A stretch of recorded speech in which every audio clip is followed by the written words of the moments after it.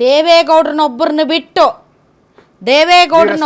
ಬಿಟ್ಟು ನನಗೆ ಹೇಳ್ರಿ ಒಬ್ಬರ ಹೆಸರು ರಾಜ್ಯದ ಸಮಸ್ಯೆ ಅವ್ರವ್ರ ಭಾಗದ್ದು ಹೇಳಿ, ಇಡೀ ರಾಜ್ಯದ ಬೇಡ, ಅವ್ರವ್ರ ಭಾಗದ್ದು ಹೇಳಿ.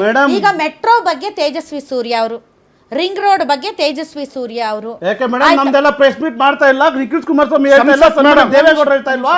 ಇವತ್ತು ಇವ್ರು ಅನುದಾನ ಕೊಡ್ತೀರಿ ಅಂದ್ರೆ ಕೂಡ ಕೋರ್ಟ್ ಹೋಗಿ ಅಪೀಲ್ ಹೋಗ್ತಾ ಇದ್ರ, ಅದೆಲ್ಲ ಯಾರು ಮೇಡಮ್ ಮಾಡ್ತಾ ಅವರೇ?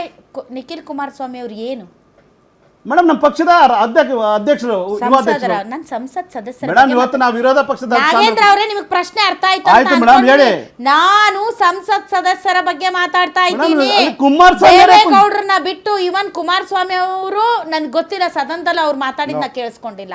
ನಾನು ಹೇಳೋದು, ಇವತ್ತು ಮೆಟ್ರೋದಲ್ಲಿ ಖಾಲಿ ಟ್ರಂಕ್ ಇಟ್ಕೊಂಡು ಬಂದ್ರಲ್ಲ ನಮ್ಮ ಯಾರು ಇವರು, ತೇಜಸ್ವಿ ಸೂರ್ಯ ಅವರು, ಅದೇ ರೀತಿ ಇವತ್ತು ಅವರೇ ಕ್ರೆಡಿಟ್ ತಗೊಳ್ಳಿ. ತೇಜಸ್ವಿ ಸೂರ್ಯ ಅವ್ರು ತಗೊಳ್ಳಿ, ಸೋಮಣ್ಣ ಅವ್ರು ತಗೊಳ್ಳಿ, PC ಮೋಹನ್ ಅವ್ರು ತಗೊಳ್ಳಿ, ಬಿಜೆಪಿ ಅವ್ರ ಕ್ರೆಡಿಟ್ ತಗೊಳ್ಳಿ, ಅವ್ರ ಕ್ರೆಡಿಟ್ ಅವರೇ ತಗೊಳ್ರಿ. ಅದೇ ರೀತಿ ರಾಜ್ಯಕ್ಕೆ ಬರಬೇಕಾದಂತಹ ಯಾವುದೇ ಬರ ಪರಿಹಾರನೋ, ನೆರೆ ಪರಿಹಾರನೋ, ಅಥವಾ ನೀರಾವರಿ ಯೋಜನೆಗಳಿಗೆ ಸಂಬಂಧಪಟ್ಟಂಥದ್ದು, ಅಥವಾ GST ಪಾಲು, ಅಥವಾ ರೈಲ್ವೆ ಯೋಜನೆಗಳು ಬಹಳಷ್ಟು ನೆನೆಗುದಿಗೆ ಬಿದ್ದಿವೆ.